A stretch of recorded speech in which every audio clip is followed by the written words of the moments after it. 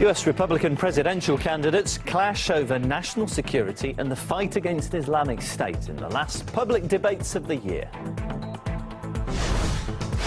The US Secretary of State says that Washington does not want to isolate Russia as he wraps up a meeting in Moscow ahead of Friday's peace talks on Syria.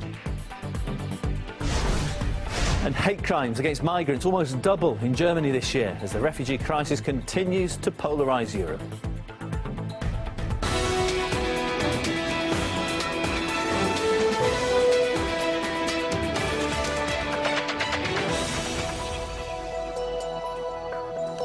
Great to have you with us this hour. My name's Neil Harvey and you're watching RT International. The US Republican presidential candidates have wrapped up the last televised debate of the year. The head-to-head was dominated by national security and fighting Islamic State. I spoke to Patrick Lawrence, foreign affairs columnist for Salon.com, and media critic Lionel about the political showdown. First of all, to you, Patrick, I just want to start with the major issue, as it seems was discussed on this last debate, terrorism. Donald Trump has always offered some drastic solutions. He doesn't do anything by halves. Let's just listen, first of all, to what he said about how to deal with refugees. I will build a wall. It'll be a great wall. People will not come in unless they come in legally. Obama has brought some to this country. They are leaving. They're going. They're gone. So Trump's going to use a giant refugee broom and he's going to sweep out all the immigrants. Do people really want this? It's not a question of the substance of these statements. Cruz, I believe, wants to carpet bomb sections of Syria. It's not about the substance. It's about the attitude. It's about what we call affect. This is not a debate. It is spectacle. We can sit and criticize Trump. We can take him as entertainment. We may laugh. However, at least Americans, we must understand we all own him. He is a product of our broken political process. It is no good claiming to be progressive or of some other stripe and discussing Donald Trump in any sort of detached way.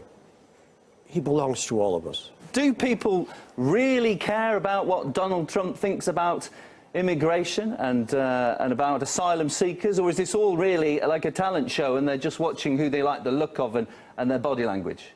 Professional wrestling, breathtakingly incoherent, and it was the Republican version of this. Politics is incoherent. It's about feeling. It's about themes. It's about punching Putin in the nose and building walls. And whenever anybody dared to deal with something in an adult way, Rand Paul talked about the debt for a moment. Ted Cruz had his moments of lucidity when he talked about trying to stop NSA and huge metadata capturing. As soon as the subject matter went adult, you could hear the soporific snoring. That's not what people wanted to hear.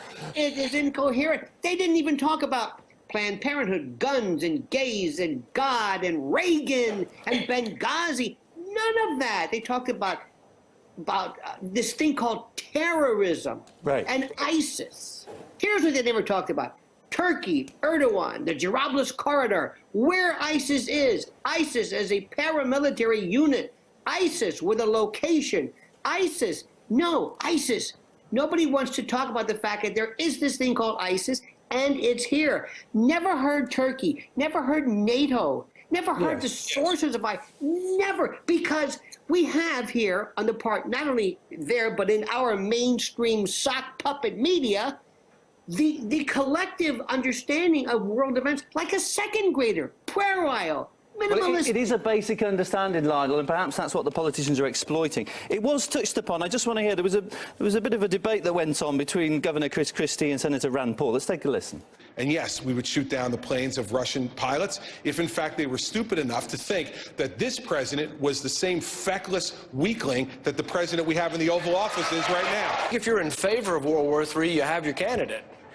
So there we go. They're debating things that could bring around World War III, if you listen to Senator Rand Paul there. And, Patrick, is this exactly what we've just been talking about? That the members of the public understand politics so little that then the candidates can get away with making these over-the-top rather aggressive comments because it appeals to the viewers. Yeah. I mean, what we just heard, that clip, there's no reality to it.